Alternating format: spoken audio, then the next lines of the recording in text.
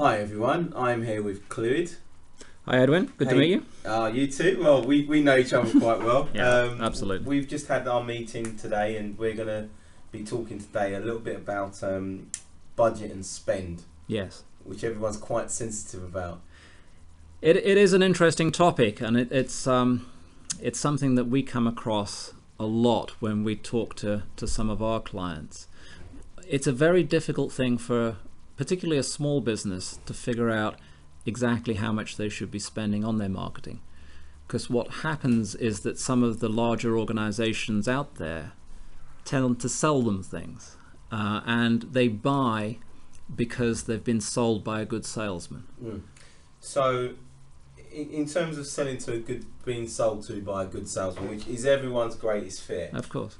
When it comes to marketing, there's a lot of how, but we always say, why does someone need to invest their hard-earned profits into marketing to either stay where they are or, more importantly, expand the business? Of course. Well, you've kind of answered your own question there. Yeah. Okay.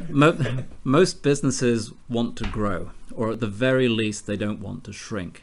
And unfortunately, everybody else around them is competing for their clients. So even if they want to just stay where they are, they have to work hard. And unfortunately, that means spending money on things like marketing, on sales, but it's not often clear where that marketing spend should be put, or even the scale of it.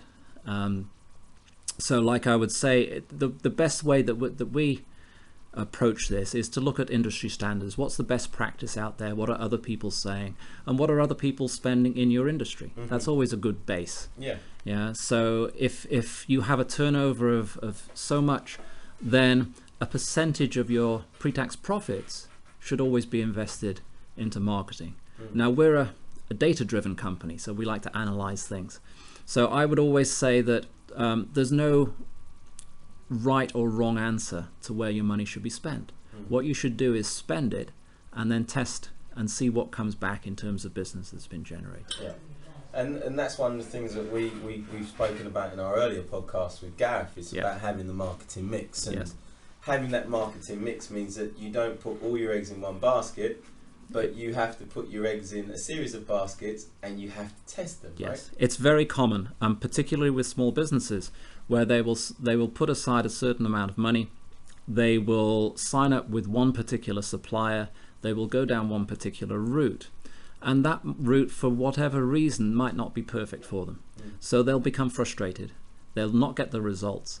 And then at the end of that, it might be a 3 or a 6 month time period, they'll say, oh, well, that marketing thing didn't work for me, and they'll go and spend it on something else. Yes. Yeah. Or they won't spend it at all. Well, this is the point. They need to spend it, and they need to spend it across different channels. So if something doesn't work, you should stop it, but you should do something else on the marketing side with that money. So if you're putting your money on paid advertising, Google AdWords, that's fine. But if that's not working with you or for you, then maybe you should put it towards search engine work, or maybe you should put it towards improving your website. Maybe you should put it towards telemarketing or an email campaign. Social media, or even not just digital. I mean, some of the old school still work, like direct mail, for example. Absolutely. Leaflets, networking, getting out there, talking to people. This is all marketing. All of these things should be costed and analyzed. Even a small business, a one-man operation, can do this, and you just have a simple spreadsheet or a piece of paper. How much have I spent? How much business have I got back? Well, we've actually got that. We've got a link to one of our budgeting, like marketing budget, so you can download the spreadsheets and see exactly how they look, and you can create your own.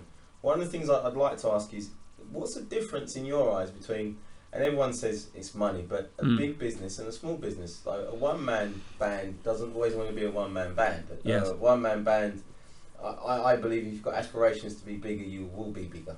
So what would you say to someone, or even any company, on their marketing journey? Because it is a journey. It isn't just a one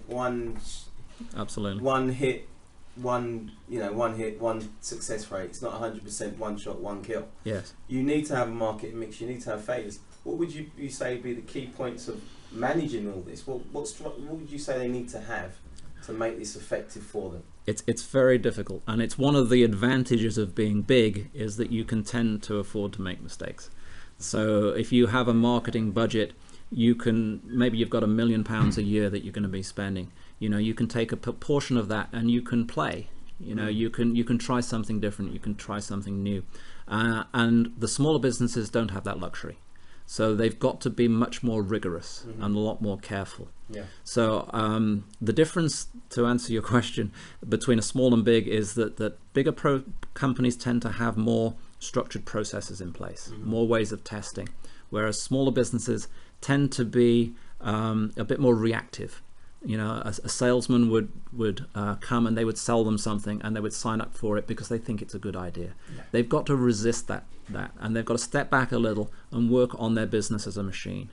Yeah, and the best way to do that is to look, instead of jumping at the first thing that appears in front of you, is to try and look at what industry best practice is.